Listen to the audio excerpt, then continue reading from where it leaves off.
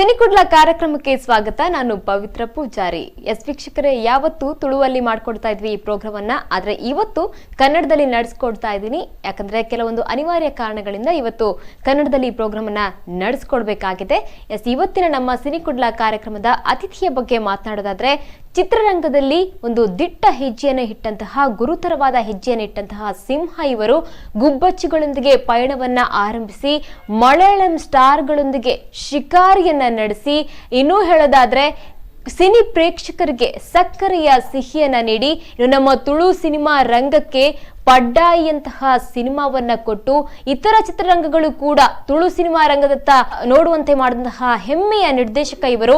ಇನ್ನೂ ಒಂದು ಹೆಜ್ಜೆ ಮುಂದೆ ಹೋಗೋದಾದ್ರೆ, ಮಾಡಿದಂತಹ ಮೊದಲನೇ ಸಿನಿಮಾ ಗುಬ್ಬಚ್ಚಿಗಳು ಸಿನಿಮಾಕ್ಕೆ ರಾಷ್ಟ್ರೀಯ ಸ್ವರ್ಣಕಮಲ ಪ್ರಶಸ್ತಿ, ಇನ್ನು ನಮ್ಮ ಪಡ್ಡಾಯಿ ಸಿನಿಮಾಕ್ಕೆ 65ನೇ ರಾಷ್ಟ್ರೀಯ ಅತ್ಯುನ್ನತ ಪ್ರಾದೇಶಿಕ ಪ್ರಶಸ್ತಿಯನ್ನ ತಂದುಕೊಟ್ಟಂತಹ ಹೆಗ್ಗಳಿಕೆ ಈ ನಮ್ಮ ನಿರ್ದೇಶಕರದ್ದು. ಈ ಒಂದು ಸಿಂಹ ನಡೆದು ಬಂದ ಹಾದಿಯ ಬಗ್ಗೆ ಮಾತನಾಡೋದಾದ್ರೆ, ಇವತ್ತಿನ ನಮ್ಮ ಸಿನಿಕುಡ್ಲ ಕಾರ್ಯಕ್ರಮದಲ್ಲಿರೋದು ಅಭಯ್ ಸಿಂಹ ಅವರು. ಕನ್ನಡದ ಹೆಮ್ಮೆಯ ನಿರ್ದೇಶಕ ಇವರು, ಜೊತೆಗೆ ನಮ್ಮ ತುಳುವಲ್ಲಿ ಪಡ್ಡಾಯಿ ಸಿನಿಮಾ ಕೊಟ್ಟಂತಹ ಹೆಮ್ಮೆಯ ನಿರ್ದೇಶಕ. ಮೊದಲಾಗಿ ಕಾರ್ಯಕ್ರಮಕ್ಕೆ ಅವರನ್ನ ಸ್ವಾಗತ ಮಾಡೋಣ. ಅಭಯ್ ಸಿಂಹ ಅವರೇ, ಕಾರ್ಯಕ್ರಮಕ್ಕೆ ಸ್ವಾಗತ. Thank you. ನಮಸ್ಕಾರ ಎಲ್ಲರಿಗೂ. ನಿಜವಾಗ್ಲೂ ಹೇಳ್ತಾ ಇದ್ದೆ, ಹೆಮ್ಮೆಯ ನಿರ್ದೇಶಕ, ತುಳುವಿಗೆ ಕೂಡ ಒಂದು ಅತ್ಯುನ್ನತ ಸಿನಿಮಾವನ್ನ ಕೊಟ್ರಿ. ಕನ್ನಡದಲ್ಲಿ ನಿಮ್ಮ ಪಯಣ ಆರಂಭವಾಯಿತು. ಮೊದಲಾಗಿ ನಿಮ್ಮ ಸಿನಿ ಪಯಣ ಆರಂಭವಾಗಿದ್ದು ಹೇಗೆ ಸರ್? ಅದೇ ನೀವು ಹೇಳಿದಾಗೆ, ನಾನು ಮೂಲತಃ ದಕ್ಷಿಣ ಕನ್ನಡದವನು, ಮಂಗಳೂರಿನವನು.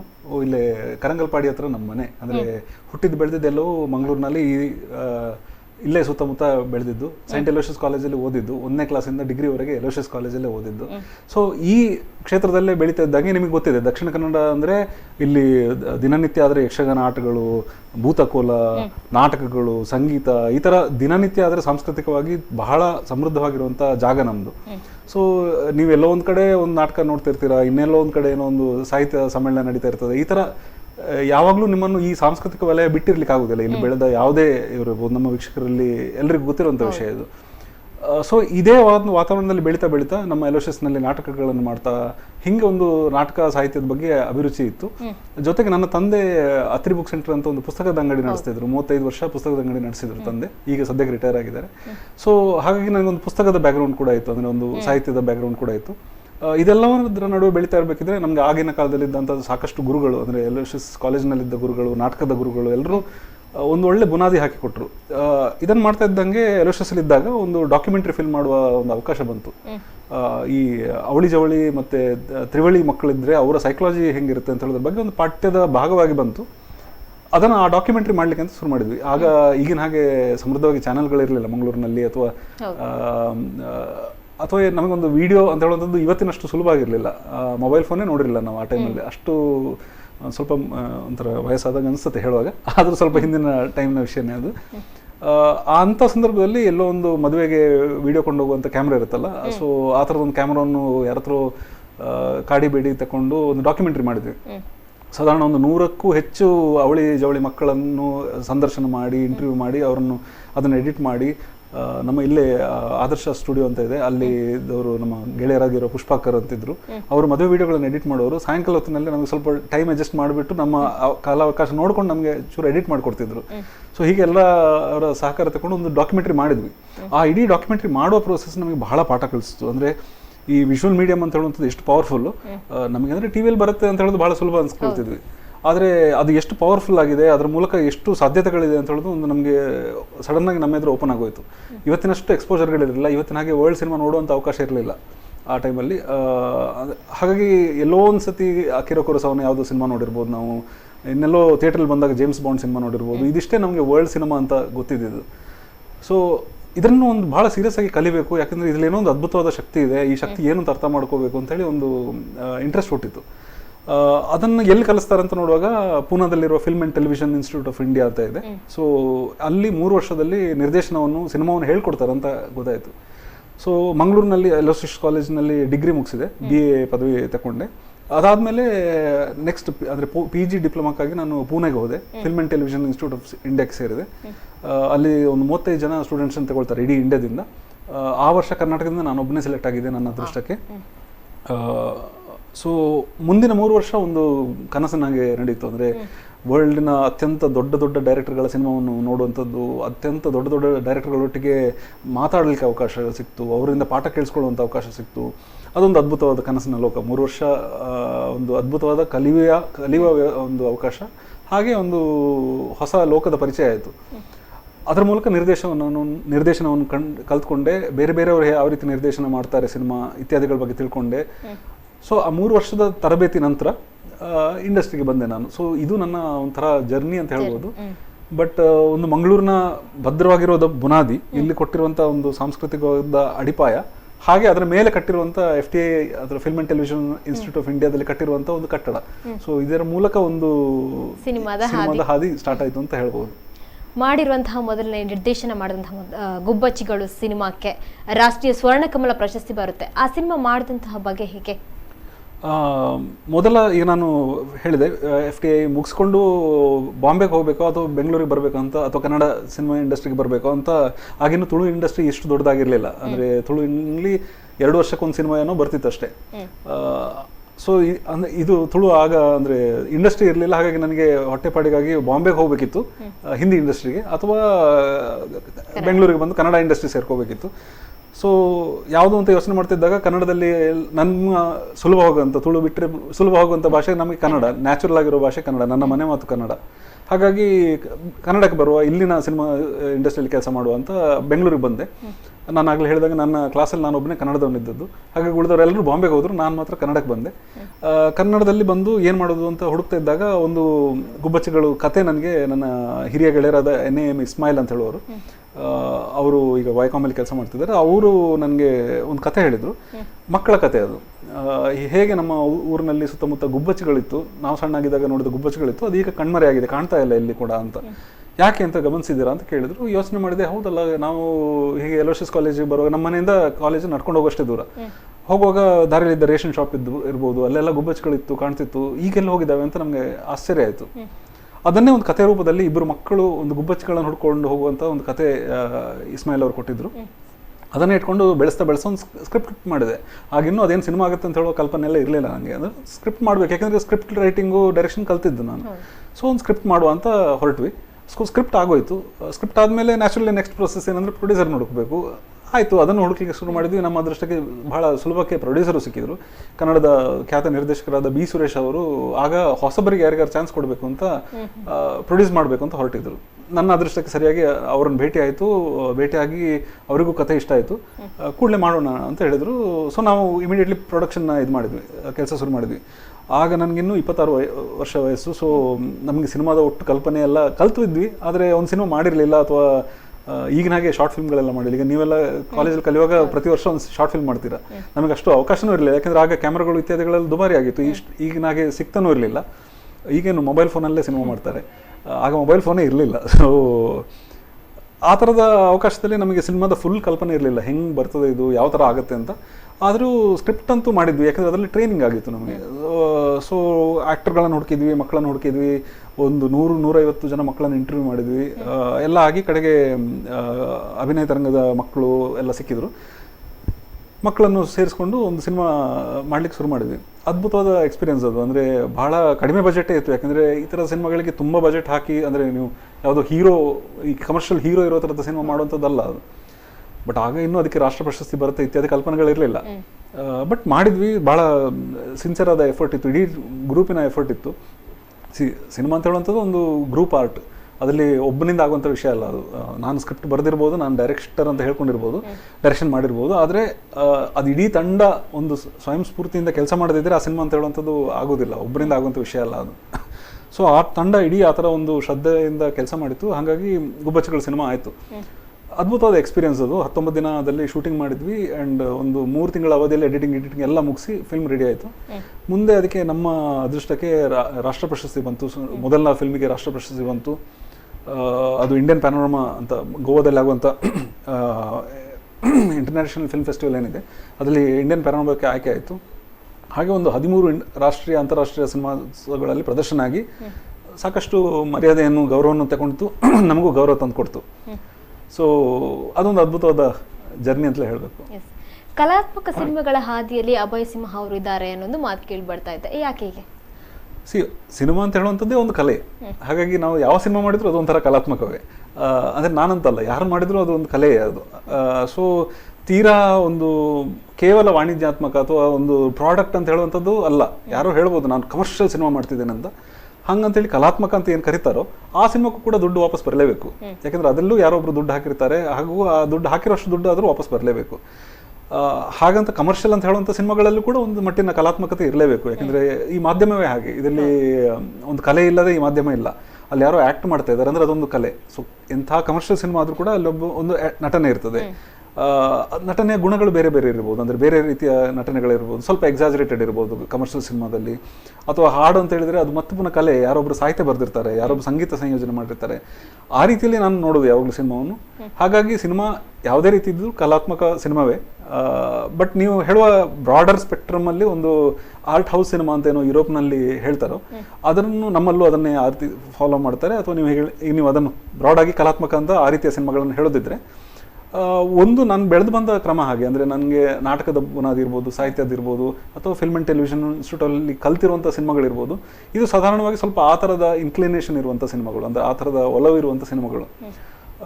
ಸ್ವಲ್ಪ ಆಬ್ಸ್ಟ್ರಾಕ್ಟ್ ಆಗಿರುವಂಥದ್ದು, ಸ್ವಲ್ಪ ಸಟಲ್ ಆಗಿರುವಂಥದ್ದು, ತುಂಬ ಲೌಡ್ ಅಲ್ಲದೆ ಇರುವಂಥ ಸಿನಿಮಾಗಳನ್ನು ನಾನು ನೋಡಿ ಬೆಳೆದಿರೋದು. ಹಾಗಾಗಿ ನಮ್ಮ ಮೊದಲ ಆಯ್ಕೆಯು ಅದೇ ಥರದ ಸಿನಿಮಾಗಳು ಆಗಿತ್ತು.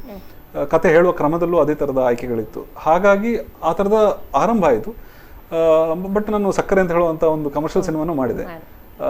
ತುಂಬ ಫೈಟು ಗೀಟು ಅಂತೆಲ್ಲ ಆ ಥರದ್ದೆಲ್ಲ ಇರಲಿಲ್ಲ. ಸಣ್ಣ ಮಟ್ಟಿನ ಫೈಟ್ ಇತ್ತು, ಸಾಂಗ್ಗಳಿತ್ತು, ಅದೆಲ್ಲ ಇತ್ತು. ಅಂದರೆ ನಾವು ಕಮರ್ಷಿಯಲ್ ಸಿನಿಮಾ ಅಂತ ಏನೋ ಒಂದು ಜನರಲ್ ಕರಿತೇವೋ ಆ ಬ್ರ್ಯಾಕೆಟ್ನೊಳಗೆ ಇತ್ತು. ಮತ್ತೆ ಪುನಃ ಪಡ್ಡಾಯಿ ಸ್ವಲ್ಪ ಬೇರೆ ಥರದ ಸಿನಿಮಾ. ಇಲ್ಲಿ ನೇರ ಸಾಹಿತ್ಯ ಇರುವಂಥ ಸಾಂಗ್ಗಳಂತ ಇಲ್ಲ, ಬಟ್ ಬ್ಯಾಕ್ಗ್ರೌಂಡ್ ಸ್ಕೋರ್ ಇದೆ, ತುಂಬ ಇಂಟ್ರೆಸ್ಟಿಂಗ್ ಆಗಿರೋ ಬ್ಯಾಕ್ಗ್ರೌಂಡ್ ಸ್ಕೋರ್. ಅದನ್ನು ಇತ್ತೀಚೆಗೆ 13ನೇ ತಾರೀಕಿಗೆ ನಾವು ಬಿಡುಗಡೆ ಕೂಡ ಮಾಡಿದ್ವಿ. ಯೂಟ್ಯೂಬಲ್ಲಿ ಜನಕ್ಕೆ ಅದೀಗ ಫ್ರೀಯಾಗಿ ಸಿಗ್ತಾ ಇದೆ. ಸೊ ಹಾಗಾಗಿ ಕಲಾತ್ಮಕ ಅಂತ ಮಾತ್ರ ಅಲ್ಲ, ಆ ಥರದ ಒಂದು ಬ್ರ್ಯಾಕೆಟ್ ಹಾಕ್ಕೊಂಡು ನಾನು ಯಾವಾಗಲೂ ಯೋಚನೆ ಮಾಡಿಲ್ಲ. ಸಿನಿಮಾ ಮಾಡಬೇಕು, ಇಷ್ಟ ಆದ ಕಥೆಯನ್ನು ಸಿನಿಮಾ ಮಾಡಬೇಕು ಅಂತ ಹೇಳೋ ಒಂದೇ ಒಲವಿನೊಟ್ಟಿಗೆ ಯಾವಾಗಲೂ ಜರ್ನಿ ಇದ್ದಿದ್ದು. ಹಾಗಾಗಿ ಕಥೆಯಿಂದಾಗಿ ಸಿನಿಮಾ ಸ್ಟಾರ್ಟ್ ಆಗ್ತದೆ ನನಗೆ ಯಾವಾಗಲೂ. ಹಾಗಾಗಿ ಅದು ಕಲಾತ್ಮಕವೂ ಆಗಿರ್ಬೋದು, ಅಥವಾ ನೀವು ಹೇಳಿದಂಗೆ ಒಂಥರ ಮೇನ್ ಸ್ಟ್ರೀಮು ಅಂತ ಪ್ರಾಬ್ಲಿ ನಾನು ಅದನ್ನು ಹೆಚ್ಚು ಪ್ರಿಫರ್ ಮಾಡ್ತೀನಿ. ಆ ಮೇನ್ ಸ್ಟ್ರೀಮ್ ಸಿನಿಮಾನೂ ಆಗಿರ್ಬೋದು. ಕಥೆಯೇ ಎಲ್ಲದಕ್ಕೂ ಮೂಲ. ಸಿಂಹ ಅಂದ್ರೆ ದಿಟ್ಟ ಹೆಜ್ಜೆ, ಗಾಂಭೀರ್ಯದ ನಡೆ ಅಂತ ಹೇಳ್ತೀವಿ. ಮಾಡಿರುವಂತಹ ಎಲ್ಲಾ ಸಿನಿಮಾಗಳಿಗೆ ಕೂಡ ಜನಮನ್ನಣೆಯನ್ನ ಪಡ್ತಿದೆ ಆ ಸಿನಿಮಾಗಳು. ನಿಮ್ಮ ಹೆಸರಿಗೂ ಹಾಗೆ ಹೋಗ್ತಿರುವಂತಹ ಹಾದಿಗೂ ಏನಿ ಸಾಮ್ಯತೆ ಅಂತ? ಕಷ್ಟ ಹೇಳುವಂಥದ್ದು. ತಂದೆ ಹೆಸರಿಟ್ಟದ್ದು ಅಭಯ್ ಸಿಂಹ ಅಂತ. ತಂದೆಗೆ ಸ್ವಲ್ಪ ವನ್ಯ ಆಸಕ್ತಿಗಳು ಜಾಸ್ತಿ ಇದೆ. ಸೊ ಹಾಗಾಗಿ ಮಗ ಸಿಂಹನಾಗಿ ಇರಬೇಕು ಅಂತ ಹೆಸರೇನೋ ಇಟ್ಟರು. ಆದರೆ ಇದು ವೆಜಿಟೇರಿಯನ್ ಸಿಂಹ, ಬರೀ ಸಸ್ಯಾಹಾರಿ ನಾವು ತಿನ್ನುವಂಥದ್ದು. ಜೋಕ್ಸ್ ಅಬಾರ್ಡ್. ಆದರೆ ಅದು ಹೋಲಿಕೆ ಮಾಡಿದ್ದು ನಿಮ್ಮ ದೊಡ್ಡತನ, ಆ ಥರ ಏನಿಲ್ಲ. ನಾವು ನಮ್ಮ ಕೆಲಸ ಮಾಡ್ತಿದ್ದೀವಿ ಅಷ್ಟೇ. ಅಂದರೆ ನಮ್ಮ ಆಸಕ್ತಿಯ ವಲಯದಲ್ಲಿ ಒಂದು ಕೆಲಸ ಮಾಡ್ಕೊಂಡು ಹೋಗ್ತಿದ್ದೀವಿ. ಜನ ಮನ್ನಣೆ ಪಡೆದಿರೋದು ಜನರ ಔದಾರ್ಯ. ಹಾಗಾಗಿ ನಾವು ನಮ್ಮ ಕೆಲಸ ಮಾಡ್ತಿದ್ದೀವಿ, ಜನ ಪ್ರೀತಿ ತೋರಿಸಿದ್ದಾರೆ. ಜನ ಪ್ರೀತಿ ಎಲ್ಲಿವರೆಗೆ ತೋರಿಸ್ತಾ ಇದ್ದಾರೋ ಅಲ್ಲಿವರೆಗೆ ನಮಗೆ ಕೆಲಸ ಮಾಡೋಕ್ಕಾಗುತ್ತೆ. ಯಾಕೆಂದರೆ ಈ ಮೀಡಿಯಮೇ ಹಾಗೆ. ಸಿನಿಮಾ ಮಾಡೋದು ಒಂದು ವಿಷಯ ಆಗಿದ್ದರೆ ಅದನ್ನು ಜನ ನೋಡಿಲ್ಲ ಅಂತ ಹೇಳಿದರೆ ಅದಕ್ಕೆ ಮುಂದೆ ಒಂದು ಭವಿಷ್ಯ ಇಲ್ಲ, ಅದಕ್ಕೊಂದು ಜೀವನ ಇಲ್ಲ. ಸೊ ಜೀವ ಕೊಟ್ಟದ್ದು ನಾವಾದರೂ ಕೂಡ ಜೀವನ ಕೊಡುವಂಥದ್ದು ಪ್ರೇಕ್ಷಕರೇ. ಹಾಗಾಗಿ ಪ್ರೇಕ್ಷಕರಿಂದಾಗಿ ಈ ಸಿನಿಮಾಗಳಿದೆ, ನಾನಿದ್ದೇನೆ ಅಷ್ಟೇ. ತಮ್ಮ ತಂದೆ ಅಶೋಕ್ ವರ್ಧನ್ ಅವರು ಹಲವು ಹವ್ಯಾಸಗಳನ್ನ ಮೈಗೂಡಿಸಿಕೊಂಡವರು. ಅವರೊಂದು ಯಾವ ರೀತಿಯಲ್ಲಿ ತಮಗೆ ಮಾರ್ಗದರ್ಶನವಾದ್ರು? ಹೌದು, ನನ್ನ ತಂದೆ ಒಂದು ಬಹಳ ಇಂಟ್ರೆಸ್ಟಿಂಗ್ ಆಗಿರುವಂಥ ಎಕ್ಸಾಂಪಲ್ ನನಗೆ. ಯಾಕೆಂದರೆ ನನ್ನ ಅಜ್ಜನಿಂದಲೇ ಸ್ಟಾರ್ಟ್ ಆಗುತ್ತೆ ಅದು. ನನ್ನ ಅಜ್ಜ ವಿಜ್ಞಾನದ ಲೇಖಕರಾಗಿದ್ದರು. ಅವರೊಂದು 50 ಪುಸ್ತಕಗಳನ್ನು ಬರೆದಿರುವಂಥವ್ರು. ಕರ್ನಾಟಕ ವಿಶ್ವಕೋಶದಲ್ಲಿ ವಿಜ್ಞಾನ ಸಂಪಾದಕರಾಗಿದ್ದರು. ಸೊ ಅವರ ಮಗ ಅಥವಾ ನನ್ನ ತಂದೆ ಅತ್ರಿ ಬುಕ್ ಸೆಂಟರ್ ಅಂತ ಮಂಗಳೂರಿನಲ್ಲಿ ಪುಸ್ತಕದ ಅಂಗಡಿಯನ್ನು 35 ವರ್ಷ ನಡೆಸಿದರು. ಸೊ ಅವರು ಬರಹಗಾರರು, ಪಬ್ಲಿಷರು, ಬುಕ್ ಸೆಲ್ಲರು ಎಲ್ಲ ಕೆಲಸಗಳನ್ನು ಮಾಡ್ತಿದ್ದವರು. ಹಾಗಾಗಿ ಒಂದು ಸಾಹಿತ್ಯದ ಒಂದು ವಲಯ ಅಥವಾ ಸಾಹಿತ್ಯದ ಒಂದು ಪ್ರಭಾವ ನನಗೆ ಬಾಲ್ಯದಿಂದಲೇ ಸಿಕ್ಕಿತು. ಹಾಗೆ ನನ್ನ ತಂದೆಗೆ ಸಾಕಷ್ಟು ಸಿನಿಮಾಗಳನ್ನು ನೋಡುವ ಆಸಕ್ತಿ ಇತ್ತು. ನನಗೆ ಅದು ಬಹಳ ನಂತರ ಅದು ರಿಯಲೈಸ್ ಆಯಿತು, ಅದು ಸಿನಿಮಾ ನೋಡೋದು ಬಹಳ ಆಸಕ್ತಿ ಅಂತ. ಯಾಕೆ ನಾನು ಸಣ್ಣವನಾಗಿದ್ದಾಗ ನನಗೆ ಅದು ಸಹಜ ಆಗಿತ್ತು. ನನ್ನನ್ನು ಸಣ್ಣಾಗಿದ್ದಾಗಲೇ ಇಲ್ಲಿ ನಮ್ಮ ನ್ಯೂ ಚಿತ್ರದಲ್ಲಿ ಆ ಟೈಮಲ್ಲಿ ಇದು ಬರ್ತಿತ್ತು, ಜೇಮ್ಸ್ ಬಾಂಡ್ ಸಿನಿಮಾಗಳು ಅಥವಾ ಹಾಲಿವುಡ್ ಸಿನಿಮಾಗಳು ಮಂಗಳೂರಿನಲ್ಲಿ ಆಗ ನ್ಯೂ ಚಿತ್ರದಲ್ಲಿ ಮಾತ್ರ ಬರ್ತಿತ್ತು. ಸೊ ಅಲ್ಲಿಗೆ ಹೋಗಿ ಕರ್ಕೊಂಡು ಹೋಗ್ತಿದ್ರು, ಅಲ್ಲಿ ಕೂತ್ಕೊಂಡು ಸಿನಿಮಾ ನೋಡುವಂಥ ಎಕ್ಸ್ಪೀರಿಯೆನ್ಸು ಇದೆಲ್ಲ ಬಹಳ ಚೆನ್ನಾಗಿರುವಂಥ ನನಗೆ ಬಾಲ್ಯದಲ್ಲಿ ಕೊಟ್ಟಂಥದ್ದು. ಅದರ ಜೊತೆಗೆ ತಂದೆ ತುಂಬ ಪರಿಸರ ಆಸಕ್ತಿ ಇರುವಂಥವ್ರು, ಪರಿಸರ ಕಾಳಜಿ ಇರುವಂಥವ್ರು. ಹಾಗಾಗಿ ಶನಿವಾರ ಪ್ರತಿ ಆದಿತ್ಯವಾರ ಅಂಗಡಿಗೆ ರಜೆ ಇರ್ತಿತ್ತು. ಆಗ ಇಲ್ಲಿನ ನಮ್ಮ ಪಶ್ಚಿಮ ಘಟ್ಟದ ಎಲ್ಲ ಬೆಟ್ಟ ಗುಡ್ಡಗಳನ್ನು ಹತ್ತಿದ್ರು. ಆಗ ನನ್ನನ್ನು ಕರ್ಕೊಂಡು ಹೋಗ್ತಿದ್ರು. ಅಲ್ಲಿ ಪ್ರಾಣಿಗಳನ್ನು ನೋಡೋದು, ಪಕ್ಷಿಗಳನ್ನು ನೋಡೋದು, ಕಾಡನ್ನು ನೋಡೋದು, ಇದೊಂದು ಬಹಳ ಸುಂದರವಾದಂಥ ಅನುಭವ ಅದು. ಅದು ಹಾಗೆ ಬೆಳೀತಾ ಬೆಳೀತಾ ತಂದೆಯ ಬರೀ ಒಂದು ಟ್ರೆಕ್ಕಿಂಗ್ ಹೋಗುವಂಥ ಆಸಕ್ತಿ ಇತ್ತು ತಂದೆಗೆ. ಅದು ಹೋಗ್ತಾ ಹೋಗ್ತಾ ಪರಿಸರದ ಬಗ್ಗೆ ಕಾಳಜಿ ಹಾಗೂ ಪರಿಸರ ಹೋರಾಟದಲ್ಲಿ ತೊಡಗಿಸ್ಕೊಳ್ಳುವಂತೆ ಮಾಡಿತು. ಉಲ್ಲಾಸಕಾರಂತರ ಥರದ ಗೆಳೆಯರು ತಂದೆಗಿದ್ರು. ಹಾಗಾಗಿ ಅವರೆಲ್ಲರ ಒಟ್ಟಿಗೆ ಸೇರಿಕೊಂಡು ಒಂದು ಪರಿಸರ ಹೋರಾಟದ ಇದರಲ್ಲಿ ಸೇರಿಕೊಂಡ್ರು. ಒಂದು ಹಂತದ ನಂತರ ತಂದೆಗೆ ಪುಸ್ತಕದ ಅಂಗಡಿ ಸಾಕು, ಇನ್ನು ನಾನು ರಿಟೈರ್ ಆಗಬೇಕು. ಯಾಕೆಂದರೆ ಪ್ರೈವೇಟ್ ಕೆಲಸ ಮಾಡೋರಿಗೆ ರಿಟೈರ್ಮೆಂಟ್ ಅಂತಿಲ್ಲ, ಅವರು ಡಿಸೈಡ್ ಮಾಡಿದಾಗ ರಿಟೈರ್ಮೆಂಟ್. 60 ತುಂಬುತ್ತಾ ಇದ್ದಂಗೆ ನಾನು ರಿಟೈರ್ ಆಗ್ತೇನೆ ಅಂತ ಹೇಳ್ಬಿಟ್ಟು ಅಂಗಡಿಯನ್ನು ಮಾರಿಬಿಟ್ಟು ಒಂದು ಬೋಟ್ ತಗೊಂಡ್ರು, ಸಣ್ಣ ಕಯಾಕ್ ತಗೊಂಡ್ರು, ಒಂದು ಸೈಕಲ್ ತಗೊಂಡ್ರು. ಸೊ ಈಗ ಸೈಕಲ್ ದಿನಕ್ಕೊಂದು 40-50 ಕಿಲೋಮೀಟರ್ ಸೈಕಲ್ ಮಾಡ್ತಾರೆ. ಸಣ್ಣ ಒಂದು ಬೋಟ್ ತಗೊಂಡಿದ್ದಾರೆ. ಇಲ್ಲಿ ಕರಾವಳಿಯಲ್ಲಿ ಸಮೃದ್ಧವಾಗಿರುವಂಥ ಇದಿದೆ, ನೀರಿನ ಆಶ್ರಯಗಳಿದೆ. ಸೊ ಅಲ್ಲಲ್ಲಿ ಬೋಟ್ ಮಾಡಿಕೊಂಡು ಅದ್ರ ಬಗ್ಗೆ ಬರ್ಕೊಂಡು, ಪರಿಸರ ಆಸಕ್ತಿ ಬಗ್ಗೆ ಬರ್ಕೊಂಡು ತಮ್ಮ ರಿಟೈರ್ಡ್ ಲೈಫನ್ನು ಬಹಳ ಎಂಜಾಯ್ ಮಾಡ್ತಿದ್ದಾರೆ. ಪ್ರಾಬಬ್ಲಿ ಅವರ ಕಟ್ಟಿಕೊಟ್ಟ ಅಂದರೆ ತಂದೆ ತಾಯಿ ಇಬ್ಬರು ಕೂಡ ಕಟ್ಟಿಕೊಟ್ಟಂಥ ಒಂದು ಸಾಂಸ್ಕೃತಿಕ ಇದೇನಿದೆ, ನನಗೆ ಚೌಕಟ್ಟೇನಿದೆ, ಅದು ಒಂದು ಕಡೆಯಲ್ಲಿ ನಾನು ಬಹಳ ಕೃತಜ್ಞತೆಯನ್ನು ನೆನಪಿಸ್ಕೊಳ್ತೇನೆ. ಆದರೆ ಅದೇ ರೀತಿ ಅವರು ಕಟ್ಟಿಕೊಟ್ಟಂಥ ಜೀವನಾದರ್ಶಗಳು ಕೂಡ ತುಂಬ ದೊಡ್ಡದು. ಯಾಕೆಂದರೆ ಜೀವನವನ್ನು ಹೆಂಗೆ ನೋಡಬೇಕು, ತುಂಬ ಸೀರಿಯಸ್ ಆಗಿ ತಗೋಬಾರದು ಜೀವನವನ್ನು ಅಂತ ಹೇಳೋದನ್ನು ಕೂಡ ತುಂಬ ಚೆನ್ನಾಗಿ ಕಲಿಸ್ಕೊಟ್ರು. ಅಂದರೆ ಒಂದು ಹಂತದಲ್ಲಿ ಬದುಕಲಿಕ್ಕೆ ಬೇಕಾದಷ್ಟು ದುಡ್ಡು ಮಾಡಬೇಕು, ಆದರೆ ಅದರ ನಂತರ ಉಳಿದಂಥ ಜೀವನವನ್ನು ಎಂಜಾಯ್ ಮಾಡಬೇಕು, ಅಥವಾ ನಮಗೆ ಮನಸ್ಸಿನಲ್ಲಿ ಏನು ಪ್ರೀತಿಸ್ತೇವೋ ನಾವು ಅದನ್ನು ಮಾಡಬೇಕು ಅಂತ ಹೇಳುವಂಥದ್ದನ್ನು ಜೀವಿಸಿ ತೋರಿಸ್ತಾ ಇದ್ದಾರೆ ಅವರು. ಹಾಗಾಗಿ ಆ ರೀತಿಯಲ್ಲೂ ತುಂಬ ಆದರ್ಶಪ್ರಾಯರು ನನಗೆ ಅವರು. ಇನ್ನು ಶಿಕಾರಿ ಚಿತ್ರದ ಬಗ್ಗೆ ಮಾತನಾಡೋದಾದ್ರೆ, ಮಲಯಾಳಂ ಸ್ಟಾರ್ಗಳನ್ನ ಹಾಕೊಂಡು ಕನ್ನಡ ಹಾಗೂ ಮಲಯಾಳಂ ಎರಡೂ ಚಿತ್ರರಂಗದಲ್ಲಿ ಈ ಒಂದು ಸಿನಿಮಾವನ್ನ ಮಾಡಿದ್ರಿ. ಆ ಸಿನಿಮಾದಲ್ಲಿ ಅಭಿನಯಿಸಿದವರ ಜೊತೆಯಲ್ಲಿ ಅಂದ್ರೆ ಮಲಯಾಳಂ ಸ್ಟಾರ್ಗಳು ಮಮ್ಮೂಟಿ ಅವರು ಅಭಿನಯಿಸಿದ ಆ ಒಂದು ಚಿತ್ರದಲ್ಲಿ ಯಾವ ರೀತಿಯಾಗಿ ನಿಮ್ಮ ಒಂದು ಬಾಂಧವ್ಯ ಇತ್ತು ಅವ್ರ ಜೊತೆ ಅಂತ? ಅದೇ ಗುಬ್ಬಚ್ಚಗಳಾದ ಮೇಲೆ ನನ್ನ ಎರಡನೇ ಸಿನಿಮಾ ಶಿಕಾರಿ. ಸೊ ನನಗೆ ಆಗ ಇನ್ನೂ 27 ವರ್ಷ, ಮಮ್ಮೂಟಿ ಅವರಿಗೆ ಆಗ ಹತ್ರ 60 ಆಗಿತ್ತು. ಸೊ ನಾವು ಬರೆದ ಚಿತ್ರಕಥೆ ಶಿಕಾರಿಗೆ ಯಾರು ನಾಯಕ ಆಗ್ಬೋದು ಅಂತ ಹೇಳುವಾಗ, ನಾನು ಈಗ ಮಂಗಳೂರಿನಲ್ಲಿದ್ದವರಿಗೆ ಮಲಯಾಳ ಸಿನಿಮಾಗಳು ಸುಮಾರು ಸಿಗ್ತದೆ. ಆ ಟೈಮಲ್ಲಿ VHS ಕ್ಯಾಸೆಟ್ಗಳು ಸಿಗ್ತಿತ್ತು ನಮಗೆ. ಹಾಗಾಗಿ ನಾವು ಮಮ್ಮೂಟಿ ಅವರ ಮೋಹನ್ಲಾಲ್ ಸಿನಿಮಾಗಳೆಲ್ಲ ನೋಡಿ ಬೆಳೆದವು ನಾನು. ಈಗಲೂ ಕೂಡ ಮಲಯಾಳ ಸಿನಿಮಾಗಳು ಇಲ್ಲಿ ತುಂಬ, ಅಂದರೆ ಈ ದುಲ್ಕರ್, ಈಗ ಮಮ್ಮೂಟಿಯ ನಂತರ ದುಲ್ಕರ್ನ ಸಿನಿಮಾಗಳು ಫೇಮಸ್ ಆಗ್ತಿದೆ. ಸೊ ಹಾಗಾಗಿ ಈ ಚಿತ್ರಕಥೆ ಬರೆದಾಗ ಎಲ್ಲೋ ಬ್ಯಾಕ್ ಆಫ್ ದ ಮೈಂಡಲ್ಲಿ ಇದನ್ನು ಮಮ್ಮೂಟಿ ಮಾಡಿದ್ರೆ ಚೆನ್ನಾಗಿರುತ್ತೆ ಅಂತ ಅನಿಸ್ತಿತ್ತು. ಆದರೆ ಮಮ್ಮೂಟಿ ತುಂಬ ದೊಡ್ಡವರು, ಸೊ ಅವ್ರ ಹತ್ರ ಹೇಗೆ ಹೋಗೋದು ಅಂತ ಅಂದ್ಕೊಳ್ತಿದ್ದೆ. ಆದರೂ ಹೇಗೋ ಸಂಪರ್ಕ ಸಿಕ್ಕಿತು. ಅದ್ರ ಮೂಲಕ ಅವರಿಗೆ ಸ್ಕ್ರಿಪ್ಟ್ ಕಳಿಸ್ಕೊಟ್ಟು 2 ದಿವಸಗಳಲ್ಲಿ ಅವರು ನನ್ನ ಕಾಲ್ ಮಾಡಿ ಹೇಳಿದರು, ಬನ್ನಿ ನನ್ನನ್ನು ಕೊಚ್ಚಿನಲ್ಲಿ ಮೀಟ್ ಆಗ್ಲಿಕ್ಕೆ ಬನ್ನಿ ಅಂತ. ಬಹಳ ಖುಷಿ ಆಯಿತು. ಸಿನಿಮಾ ಆಗುತ್ತೋ ಇಲ್ಲೋ ತೊಂದರೆ ಇಲ್ಲ, ಅಟ್ಲೀಸ್ಟ್ ಮಮ್ಮೂಟಿ ಅವ್ರನ್ನ ಮೀಟ್ ಆಗ್ಲಿಕ್ಕೆ ಸಿಗ್ತದಲ್ಲ ಅಂತೇಳೋ ಆಸೆಯಲ್ಲಿ ನಾನು ಕೊಚ್ಚಿನಿಗೆ ಹೊರಡಿದೆ. ಹೋಗಿ ಭೇಟಿ ಆಗಿದ್ದೆ, ಮಾತುಕತೆ ಆಯಿತು. ಅವ್ರು ಹೇಳಿದ್ರು, ನಾನು ಮಾಡ್ತೀನಿ ಈ ಸಿನಿಮಾ, ನನಗೆ ತುಂಬ ಇಷ್ಟ ಆಯಿತು, ಸ್ಕ್ರಿಪ್ಟ್ ಇಷ್ಟ ಆಯಿತು ಅಂತ ಹೇಳಿದ್ರು. ಸೊ ಮುಂದೆ ನಾವು ಪ್ರೊಡ್ಯೂಸರ್ನು ಕನ್ನಡದಲ್ಲಿ ಹುಡುಕಿದ್ವಿ. ಕನ್ನಡದಲ್ಲಿ ಹುಡುಕಿದಾಗ ಕನ್ನಡದಲ್ಲಿ ಅವ್ರದ್ದು ಫಸ್ಟ್ ಫಿಲ್ಮ್ ಅದು ಮಾಡ್ತಾ ಇರೋದು. ಸೊ ಇಲ್ಲ, ನಾನು ಬರೀ ಕನ್ನಡದಲ್ಲಿ ಹೆಂಗಾಗುತ್ತೋ ಗೊತ್ತಿಲ್ಲ, ಯಾಕೆ ನನ್ನ ಫಸ್ಟ್ ಫಿಲ್ಮ್ ಇದು. ಅಂದರೆ ಹೊಸಬ್ರನ್ನ ಹಾಕೊಂಡು ಮಾಡಿದಂಗೆ ಆಗುತ್ತೆ ಕನ್ನಡದ ಮಟ್ಟಿಗೆ. ಹಾಗಾಗಿ ಪ್ರೊಡ್ಯೂಸರ್ ಒಳಗೆ ಏನು ಅವ್ರಿಗೆ ಸೇಫ್ ಆಗಬೇಕು ಅಂತ ಹೇಳ್ಬಿಟ್ಟು ನಾನು ಮಲಯಾಳದಲ್ಲೂ ಮಾಡ್ಕೊಡ್ತೇನೆ ಫ್ರೀ ಆಗಿ ಇದನ್ನು ಅಂತ ಹೇಳಿದರು. ಸೊ ಹಾಗಾಗಿ ನಾವು ಅವರ ಒಂದು ಬೆಂಬಲ ಇದ್ದ ಕಾರಣ 2 ಭಾಷೆಗಳಲ್ಲಿ ಮಾಡಿದ್ವಿ, ಮಲಯಾಳ ಹಾಗೂ ಕನ್ನಡದಲ್ಲಿ. ಸೊ ಹಾಗೆ ಮಲಯಾಳದಲ್ಲಿ ಅದೊಂದು 4 ವಾರ ಓಡಿ ಒಳ್ಳೆ ಬಿಸ್ನೆಸ್ ಮಾಡಿತು. ಪ್ರೊಡ್ಯೂಸರ್ಗೆ ಹಾಕಿದ ದುಡ್ಡು ವಾಪಸ್ ಬಂತು. ಅದು ಅವರ ಒಂದು ಕಾಳಜಿಯಿಂದಾಗಿ ಆಯಿತು, ಮಮ್ಮೂಟಿ ಅವರಿಂದ. ಹಾಗೆ ಕನ್ನಡದಲ್ಲೂ ಸಾಕಷ್ಟು ನೀಟಾಗಿ ಓಡ್ತು, ಒಳ್ಳೆ ರಿವ್ಯೂಸ್ ಬಂತು. ಕನ್ನಡದಲ್ಲಿ ಮಲಯಾಳದಲ್ಲಿ ಓಡಿದಷ್ಟು ಸಿನಿಮಾ ಓಡಲಿಲ್ಲ, ಆದರೆ ಒಳ್ಳೆ ಪ್ರತಿಕ್ರಿಯೆಗಳು ಬಂತು. ಕನ್ನಡದಲ್ಲಿ ಸಾಕಷ್ಟು ಒಳ್ಳೆ ಪ್ರತಿಕ್ರಿಯೆಗಳು ಬಂತು. ಅದೊಂದು ಬಹಳ ಎಕ್ಸ್ಪೀರಿಯನ್ಸ್. ಯಾಕೆಂದರೆ ಒಂದು ಸಿನಿಮಾ ಟ್ರೈನಿಂಗ್ ಆಗಿ ನಾನು ಬಂದಿದ್ದೆ, ಆದರೆ ಅವರ ಲೈಫ್ ಎಕ್ಸ್ಪೀರಿಯನ್ಸ್ ಇದೆಯಲ್ಲ, ಅವ್ರು ಆಗಲೇ ಒಂದು 30-40 ವರ್ಷದಷ್ಟು ಸಿನಿಮಾ ಇಂಡಸ್ಟ್ರಿಯಲ್ಲಿ ಕೆಲಸ ಮಾಡಿದ್ರು. 262ನೇ ಸಿನಿಮಾ ನಂದು, ಅವ್ರಿಗೆ ನನಗೆ 2ನೇ ಸಿನಿಮಾ. ಸೊ ಅವರ ಒಟ್ಟು ಎಕ್ಸ್ಪೀರಿಯನ್ಸ್ ಇದೆಯಲ್ಲ, ಆ ಎಕ್ಸ್ಪೀರಿಯನ್ಸಿಂದ ನನಗೆ ಕಲಿಯುವಂಥದ್ದು ಸಾಕಷ್ಟು ಸಿಕ್ತು. ಸೊ ಸಿನಿಮಾ ಮಾಡುವ ಜೊತೆಗೆ ಅವರಿಂದ ಕಲಿಯುವಂಥ ಎಕ್ಸ್ಪೀರಿಯನ್ಸ್ ಬಹಳ ದೊಡ್ಡದು. ಸುಮ್ಮನೆ ಒಂದು ಎಕ್ಸಾಂಪಲ್ ಕೊಡಬೇಕಿದ್ರೆ, ನಾವು ತೀರ್ಥಹಳ್ಳಿಯಲ್ಲಿ ಒಂದು 21 ದಿನದ ಶೂಟ್ ಶೆಡ್ಯೂಲ್ ಇತ್ತು. ಅಲ್ಲಿ ದಿನ ನಾವು 1ನೇ ದಿವಸ 2ನೇ ದಿವಸ ನಾನು ಮತ್ತು ನನ್ನ ಕ್ಯಾಮ್ರಾಮನ್ ಕ್ಲಾಸ್ಮೇಟೇ, ನನ್ನ FTA ಕ್ಲಾಸ್ಮೇಟ್ ಆಗಿದ್ದವನು. ನಾವಿಬ್ಬರು ಒಂದೇ ರೂಮಲ್ಲಿ ಉಳ್ಕೊಂಡಿದ್ವಿ.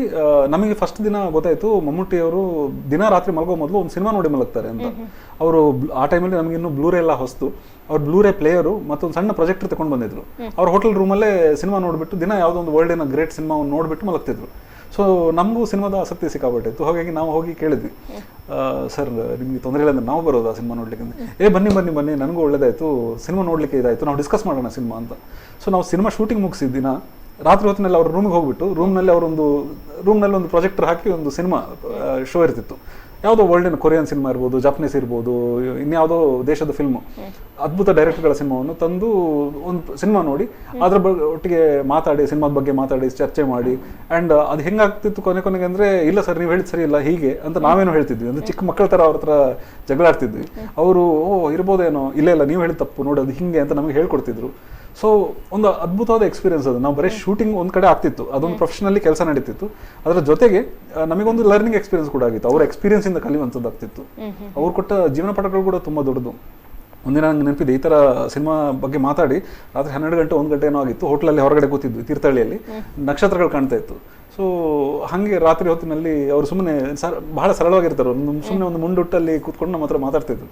ಅವಾಗ ಕೇಳಿದ್ವಿ, ಅಲ್ಲ ಸರ್ ನೀವು ಇಷ್ಟು ದೊಡ್ಡ ಸೂಪರ್ ಸ್ಟಾರ್, ನಾವು ಚಿಕ್ಕ ಮಕ್ಕಳು, ನಮ್ಮೊಟ್ಟಿಗೆ ನೀವು ಇಷ್ಟು ಆರಾಮಾಗಿರ್ತೀರಲ್ಲ, ನಿಮ್ಗೊಂದು ಸೂಪರ್ ಸ್ಟಾರ್ ಅಂತ ಅನ್ಸಲ್ವಾ ಸರ್ ಅಂತ.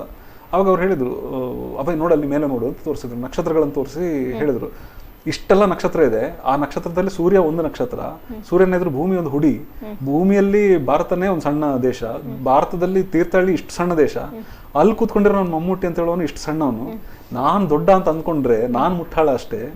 ಸೊ ಈ ಜಗತ್ತನ್ನು ನೋಡಿ ನಾವು ಕಲಿಬೇಕು ಅಂದ್ರು. ಹೌದಲ್ಲ ಅನಿಸ್ತು. ಯಾಕಂದ್ರೆ ನಾವು ಎಷ್ಟೋ ಸತಿ ಭ್ರಮೆಗಳು ಇಟ್ಕೊಂಡು ತಿರ್ಗಾಡಿರ್ತೀವಿ, ನಾನು ದೊಡ್ಡವನು, ನಾನೇನೋ ಸಾಧನೆ ಮಾಡಿದ್ದೇನೆ ಅಂತ.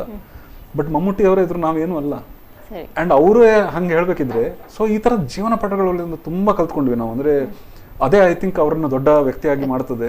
ಅಂದ್ರೆ ಅಷ್ಟು ಒಂದು ಮೆಚುರಿಟಿ ಇರುತ್ತಲ್ಲ, ತುಂಬಿದ ಕೂಡ ತುಳ್ಕೋದಿಲ್ಲ ಅಂತ ಹೇಳಿದಂಗೆ, ಡೌನ್ ಟು ಅರ್ತ್. ಆ ಮೆಚುರಿಟಿ ಎಲ್ಲ ನಮಗೆ ಅಂದ್ರೆ ಲೈಫಲ್ಲಿ ಪಾಠ ಆಯಿತು. ಯಾಕಂದ್ರೆ ನಮ್ಮಲ್ಲಿ ನೋಡ್ತೀವಿ ನಾವು ತುಂಬಾ ಜನ ಅಂದ್ರೆ ಫಿಲ್ಮ್ ಸ್ಟಾರ್ಗಳು ನಾನೇನೋ ಅದ್ಭುತ ಅಂತ ಹೇಳೋಂಗೆ ತಿರುಗಾಡ್ತಾ ಇರ್ತಾರೆ, ಅಥವಾ ಡೈರೆಕ್ಟರ್ಗಳಿರ್ಬೋದು. ಅಂದ್ರೆ ಅದೆಲ್ಲ ಭ್ರಮೆ ಅಂತ ಹೇಳೋದು ನಮಗೆ ಅವಾಗ ಈ ಥರದವ್ರು ಯಾರು ಕಲಿಸ್ಕೊಡ್ಬೇಕಾಗತ್ತೆ. ಸೊ ತುಂಬ ಅದ್ಭುತವಾದ ಎಕ್ಸ್ಪೀರಿಯನ್ಸ್ ಅದು. ಶಿಕಾರಿಯ ಎಕ್ಸ್ಪೀರಿಯನ್ಸ್ ಬಹಳ ಕಲಿಯುವಂಥ ಎಕ್ಸ್ಪೀರಿಯನ್ಸ್ ಆಗಿತ್ತು ನನಗೆ. ಸರ್, ಮಮ್ಮೂಟಿ ಅವರ ಜೊತೆಗಿನ ಒಂದು ಬಾಂಧವ್ಯವನ್ನ ಹೇಳಿದ್ರಿ, ಅದ್ರ ಜೊತೆ ಅವರೊಂದು ಆ ಸಿನಿಮಾದಲ್ಲಿ ಯಾವ ರೀತಿಯಲ್ಲಿ ತಮ್ಮ ಜೊತೆಗೆ ಇದ್ರಿ, ತಾವು ಕಲಿತ ಪಾಠವನ್ನ ಕೂಡ ನಮ್ಗೆ ಹೇಳಿದ್ರಿ. ಇದೇ ರೀತಿಯಲ್ಲಿ ಮುಂದಿನ ಒಂದು ಪಯಣದ ಬಗ್ಗೆ ಕೂಡ ಮಾತಾಡೋಣ. ಆದ್ರೆ ಇವತ್ತಿನ ಒಂದು ಎಪಿಸೋಡ್ ಅನ್ನ ಮುಗಿಸುವಂತಹ ಸಮಯ ಬಂದಿದೆ. ಮುಂದಿನ ಒಂದು ಎಪಿಸೋಡ್ ಅಲ್ಲಿ ಇನ್ನಷ್ಟು ಮಾತಾಡೋಣ. ನಮ್ಮ ಕರಾವಳಿಯ ಹೆಮ್ಮೆ, ಜೊತೆಗೆ ಕರ್ನಾಟಕದ ಹೆಮ್ಮೆ ಅಂತಾನೆ ಹೇಳ್ಬೋದು, ಅಭಯ್ ಸಿಂಹ ಅವರು ಇನ್ನಷ್ಟು ಚಿತ್ರರಂಗದಲ್ಲಿ ಮಿಂಚಬೇಕು, ಅವ್ರ ಜೊತೆ ಇನ್ನಷ್ಟು ಮಾತನಾಡೋದಿದೆ. ಆದ್ರೆ ಇವತ್ತಿನ ಒಂದು ಎಪಿಸೋಡ್ ಅನ್ನ ಮುಗಿಸುವಂತಹ ಟೈಮ್ ಕೂಡ ಬಂದಾಯ್ತು. ನಿರಂತರ ಸುದ್ದಿ ಹಾಗೆ ಮನೋರಂಜನೆಗಾಗಿ ನೋಡ್ತಾ ಇರಿ ನಮ್ಮ ಕುಡ್ಲ ನ್ಯೂಸ್ 24x7. ಇದು ವಿಶ್ವಾಸದ ಪ್ರತಿಬಿಂಬ.